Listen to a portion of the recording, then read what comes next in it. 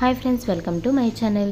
ఈ నెల 12వ తేదీ శనివారం రోజున పౌర్ణమి అయితే ఉంది. అయితే ఈ పౌర్ణమి రోజున మనం ప్రత్యేకంగా లక్ష్మీ అమ్మవారిని కనుక పూజించినట్లయితే మన ఇంట్లో కోట్ల వర్షం కురుస్తుంది.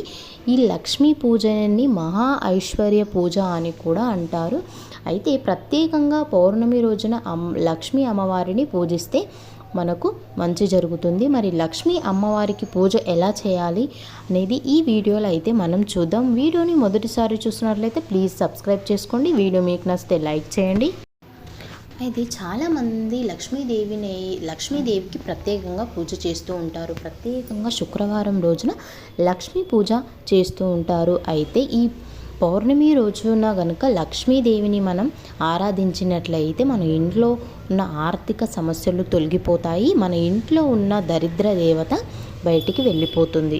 అలాగే పౌర్ణమి నాడు ప్రత్యేకంగా శుక్రవారం పౌర్ణమి వచ్చినట్లయితే అది ఎంతో విశిష్టమైన రోజు. మనం ప్రతి శుక్రవారం కూడా లక్ష్మీ పూజ చేస్తూ ఉంటాం. అయితే పౌర్ణమి ప్లస్ శుక్రవారం కనుక పౌర్ణమి వచ్చినట్లయితే చాలా మంచిది. ఆ రోజు మనం ప్రత్యేకంగా లక్ష్మీ అమ్మవారిని ఆరాధిస్తే మనకు మంచి జరుగుతుంది. అయితే ఈ పౌర్ణమి పూజ ఎప్పుడు చేయాలి అంటే బ్రహ్మ ముహూర్తంలో చేయాలి. అంటే తెల్లవారుజామున 4 నుండి 6 మధ్యలో చేయాల్సి ఉంటుంది.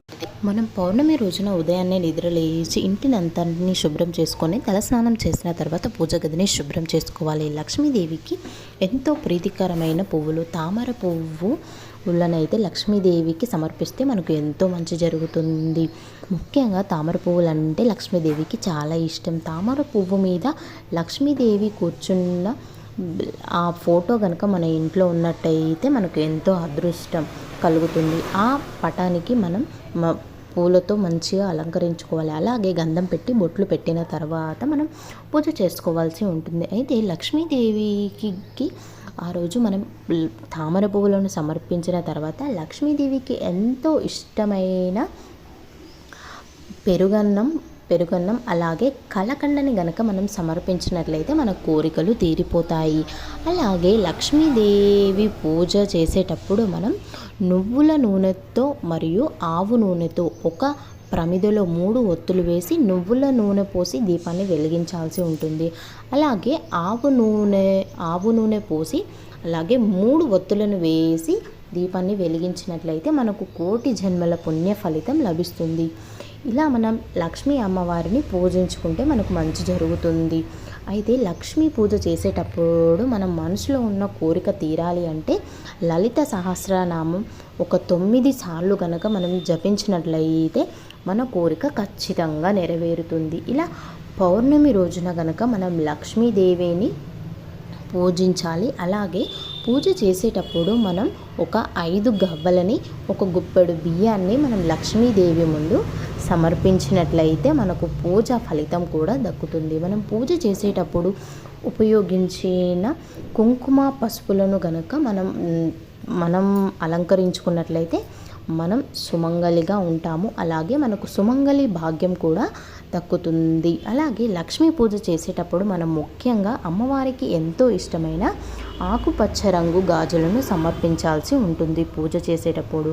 అలాగే మనం పెట్టిన నైవేద్యాన్ని మన పెరుగన్నం నైవేద్యంగా పెడతాము. అలాగే కలాకండను కూడా నైవేద్యంగా పెడతాము.